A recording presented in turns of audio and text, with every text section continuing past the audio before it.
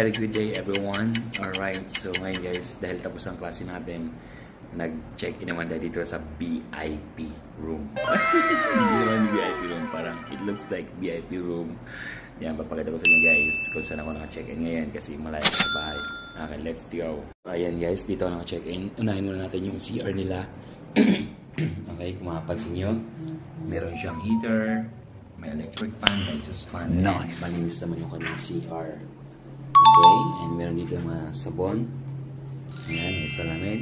Yan. So, di ba? Now, kasi tayo dun sa... Ito naman yung loob niya guys. Tingnan nyo. O, di ba? Napakaganda naka-tiles. And yung sa wall niya, parang kahoy na matibay. And of course, may TV. Okay? And then, meron siyang dalawang upuan dyan. May table, may ashtray, may pangkapihan. Ito. Tapos ito yung main door. Paharap dun sa may highway. Kasi sa highway na to. Nice. Yan. Okay? And then, may makikita kayo ditong kakaiba. Mga curious kayo. A few moments later. Yun. Ano bang ibig sabihin nun? Alam niyo yun guys. Pag naka-chain kayo somewhere. So, gusto niyo yan.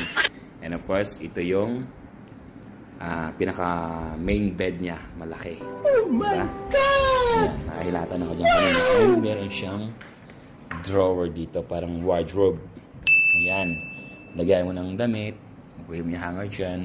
Simple lang. Okay. So, diba? Ganda. VIP.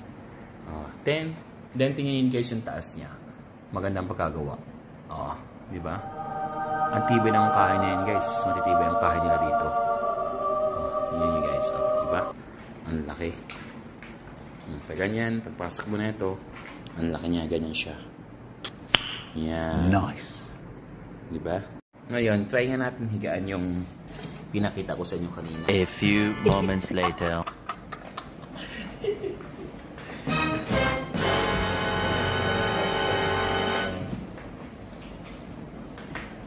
Pwede bang sabihin? Oh, yung sarap. Diba? Diba? Ayos. Nakadito lang. Ayan guys. Kulambot yan. Ayaw, di ba? Diba? Ayos. Ang sarap lang higa dito. Kahit di na ako humiga dito sa kama. Okay na rin dito.